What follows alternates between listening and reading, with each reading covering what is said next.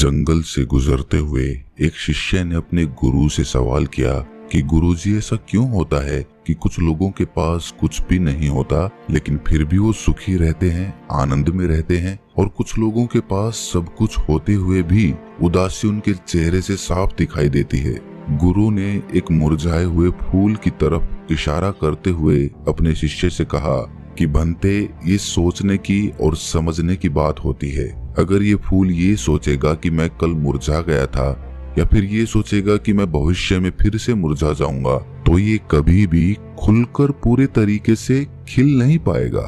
अपने सुंदर स्वरूप में ये कभी भी आ नहीं पाएगा और अपनी खुशबू भी ये प्रकृति में बिखेर नहीं पाएगा। उसी प्रकार जो इंसान अपने अतीत की यादों में खोया रहता है या फिर अपनी भविष्य की कल्पनाएं करता रहता है, भविष्य के दुखों के बारे में सोचता रहता है, या भूतकाल में जो उसके साथ बुरा घटित हुआ है उसके बारे में सोच सोचकर वो अपने भविष्य के लिए चिंतित होता रहता है, तो ऐसा मनुष्य जीवन में कभी भी सुख अनुभव नहीं कर सकता। ये समझने की बात होती है कि जीवन हमेशा वर्तमान में होता है। अतीत और भविष्य की कल्पनाएं हमेशा मनुष्य को मृत्यु की तरफ लेकर जाती है। इसीलिए ये जरूरी हो जाता है कि जिस प्रकार हम अपने शरीर की देखभाल करते हैं, उसे बीमारियों से दूर रखने के लिए उसकी अंदर से गंदगी भी साफ करते रहते हैं, उसी प्रकार समय समय पर हमें अपने मन और मस्तिष्क की भी गंदगी साफ करते रहना चाहिए, उसकी धुलाई करते रहना चाहिए। इससे आपकी बुद्धि की क्षमता तो तेज होगी ही होगी, साथ ही साथ आप हमेशा आनंद में रहने का रहस्य जान। गुरु ने खुद की तरफ इशारा करते हुए समझाया कि एक योगी वो होता है जो जीवन की दौड़ में ठहर जाता है, जो ये समझ लेता है कि जीवन का अंतिम चरण तो मृत्यु ही है।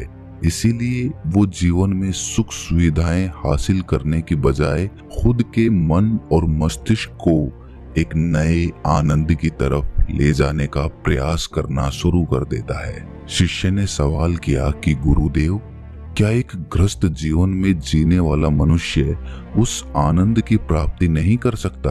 और अगर कर सकता है तो उसे किस प्रकार शुरुआत करनी चाहिए? बिल्कुल कर सकता है, गुरुदेव ने उत्तेजित होकर उत्तर दिया।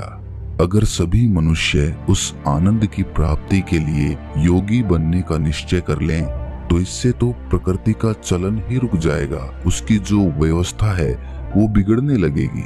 एक सच्चा योगी अपने जीवन में खोज करता है और खोज करने के बाद वो ग्रस्त जीवन में किस प्रकार आनंद को प्राप्त किया जा सकता है वो तरीके सभी को बताता है, ताकि मनुष्य अपने ग्रस्त जीवन का पालन करते हुए उस आनंद की प्राप्ति भी कर सके।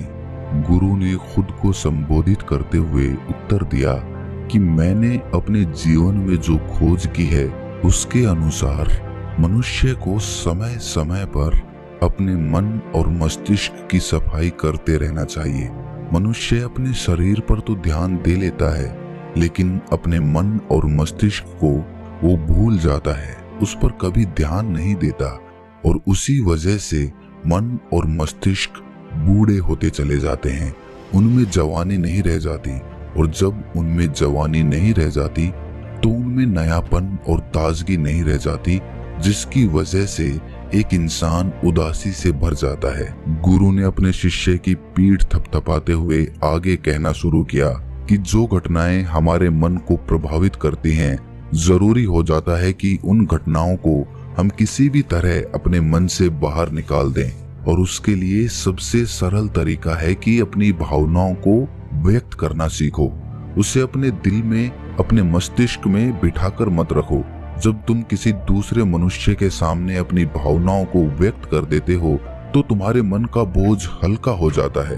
कुछ लोगों का स्वभाव ऐसा होता है कि वो अपने मन की बात किसी को नहीं बताते। ऐसे लोग अक्सर अपने अंदर ही अंदर दुखी होते रहते हैं, लेकिन वो अपने मन की बात किसी दूसरे आदमी के सामने नहीं बताते।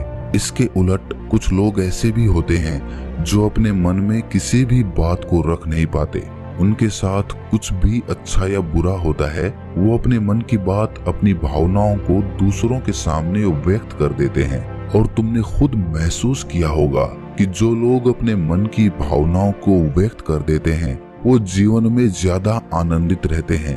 कभी भी प्राकृतिक रूप से आए हुए वेग को रोकना नहीं चाहिए। जिस वेग को हम रोकने की कोशिश करते हैं वो वेग हमें अंदर से ही खाने लग जाता है। अगर तुम्हारा मन किसी बुरी घटना पर रोने का हो रहा है तो चीख चीख कर रो, अपने आप को रोको मत, उस वेग को पूरी तरह से बाहर आने दो। अगर किसी दूसरी घटना पर तुम्हारा मन खुश होने का, आनंदित होने का हो रहा है तो पूरी तरह से नाचो, गाओ, जिससे कि तुम उस वेग को बाहर निकाल सको। और जब वो वेग अपनी पूरी गति के साथ बाहर आ जाता है तो पीछे छोड़ आता है एक खालीपन, एक अकेलापन, एक शांति, एक मौन, एक अनुभूति।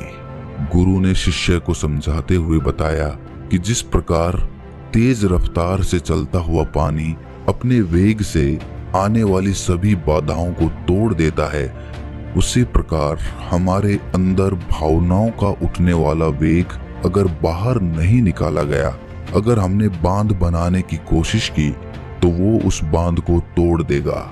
और उस बांध को तोड़ने के बाद उसका कचरा हमारे मन के अंदर ही ठहर जाएगा, जो हमारे मन को दूषित कर देगा, उसको गंदगी से भर देगा। अक्सर मनुष्य अपने मन में किसी घटना को दबाकर इसीलिए रखता है कि वो सोचता है कि अगर सामने वाले को इस घटना के बारे में पता चला तो वो पता नहीं मेरे बारे में क्या सोचेगा। इसी विचार की वजह से वो अंदर ही अंदर खुद दुखी होता रहता है, लेकिन सामने वाले को वो कुछ भी नहीं बताता। लेकिन एक बार अगर वो हिम्मत कर सकता है, शुरुआत कर सकता है, तो उसका पूरा जीवन परिवर्तित हो सकता है। एक बार अगर उसके दिमाग की आदत बन गई तो वो जीवन भर अपनी भावनाओं को दूसरों के सामने व्यक्त करने से हिचकिचाएगा नहीं। और अपने दिमाग की ये आदत हम 21 दिनों में पैदा कर सकते हैं। 21 दिनों तक अगर सही तरीके से हम अभ्यास करें तो हमारा दिमाग पूरी तरह से भावनाओं से मुक्त हो जाएगा। ये 21 दिनों का अभ्यास इस प्रकार है। 21 दिनों तक सबसे पहली बात जो याद रखनी है कि अपने मन में किसी भी बात को दबाकर नहीं रखना है। अगर हम किसी मनुष्य के बारे में अच्छा सोचते हैं तो हम उसे व्यक्त करें, अगर बुरा भी सोचते हैं तो उसे भी व्यक्त करें। परिणाम भूल जाएं कि परिणाम क्या होंगे, सिर्फ अपने दिमाग की धुलाई करने पर विश्वास रखें। इससे आपके अंदर एक अद्भुत साहस पैदा होगा। जब आप किसी मनुष्य के बारे में वो सब बता पाएंगे जो आप उसके बारे में सोचते हैं, तो आप खुद सोचिए कि आपका खुद के ऊपर विश्वास कितना ज्यादा बढ़ जाएगा। आपके मन के सारे डर खत्म हो जाएंगे।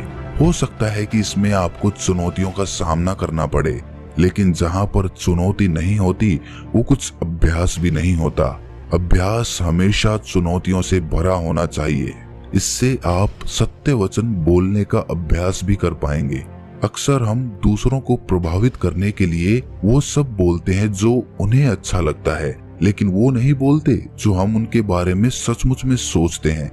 और यही हमारी सबसे बड़ी भूल हो जाती है। इससे हमारा पूरा अस्तित्व झूठ बनकर रह जाता है। और अपनी भावनाओं को व्यक्त करते समय ये भी जरूर ध्यान रखें कि आपके अंदर जो भावनाएं उस इंसान के प्रति उठ रही हैं, उनके पीछे का मूलभूत कारण क्या है। उदाहरण के लिए, जब एक नौकर अपने मालिक के लिए कोई काम करता है और वो काम अच्छे से नहीं कर पाता है तो मालिक उसे डांट फटकार देता है, जिससे उसके अंदर उसके प्रति क्रोध की भावनाएं उठती हैं। लेकिन समझने की बात ये होती है कि मालिक तो आपको कहेगा ही, वो तो डांटेगा ही अगर आप काम अच्छे से नहीं करेंगे। तो अगर आप काम अच्छे से कर रहे हैं और फिर भी आपका मालिक आपके साथ अच्छा व्यवहार नहीं कर रहा है, तो आप खुलकर अपने मालिक को अपनी भावनाएं व्यक्त कर सकते हैं, बिना ये सोचे कि इसका परिणाम क्या होगा। अगर आप इस भावना को उठाएंगे तो आप अपनी नजरों में खुद ही नीचे गिरने लग जाएंगे। आपका आत्मविश्वास बिल्कुल खत्म हो जाएगा। दूसरा अभ्यास जो तुम्हें 21 दिनों तक करना है वो ये है कि जो भी घटनाएं तुम्हारे साथ घटित होती हैं कम से कम जीवन में एक इंसान ऐसा होना चाहिए जिसके सामने तुम अपने दिल की बात रख सको। चाहे अच्छी बात हो चाहे बुरी बात हो, वो सब बातें तुम बिना कुछ सोचे विचारे, बिना इस डर से कि वो इंसान तुम्हारे बारे में क्या सोचेगा, तुम उस इंसान को अपनी सारी बातें बता सको और वो इंसान तुम्हारी सारी बातें सुनने के बाद तुम्हारे लिए कोई छवि पैदा ना करे। ऐसे इंसान अपने जीवन में खोजो और उनके सामने अपनी सारी भावनाएं व्यक्त करने की कोशिश करो। दिन में जो कुछ भी घटित होता है, अच्छा लगता है, बुरा लगता है, किसी के प्रति आकर्षण होता है, उसको एक दोस्त की तरह बताने का प्रयास करो। इससे तुम्हें ये पता चल पाएगा कि तुम्हारा मन घटनाओं के प्रति किस प्रकार की भावनाएं पैदा करता है। तुम अपने मन को समझने में सक्षम हो पाओगे। जब तुम किसी दूसरे आदमी को ये सारी बातें बताते हो तो तुम खुद भी अपनी प्रतिक्रियाओं का, उस घटना के प्रति तुम्हारा क्या रवैया रहा है, उसके प्रति खुद का आकलन भी कर पाते हो। और तीसरा अभ्यास जो तुम्हारे मन को खाली रखेगा वो है योग निद्रा का अभ्यास। योग निद्रा किस प्रकार लेनी है, किस प्रकार उसका अभ्यास करना है, वो वीडियो इस वीडियो के खत्म होते ही चल जाएगी। जिन लोगों को वो सुनना है तो आप उसको सुन सकते हैं। ये चर्चा खत्म होते होते गुरु और शिष्य उस जंगल को पार करके अपने आश्रम में पहुंच चुके थे।